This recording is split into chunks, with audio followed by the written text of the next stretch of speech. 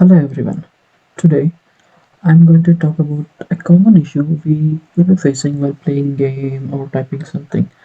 That is, whenever we type something or whenever we press W or any keys while playing game, we directly end up opening few random applications on our Windows 10. Let's try it once again. Yeah, see, it just taken a screenshot, but which was not the idea what I wanted to do. So to solve this problem, just press Ctrl Alt Delete. Yes, press Ctrl Alt Delete and open Task Manager, close it, and yeah, your problem should be solved by now. Thank you. Thanks for watching.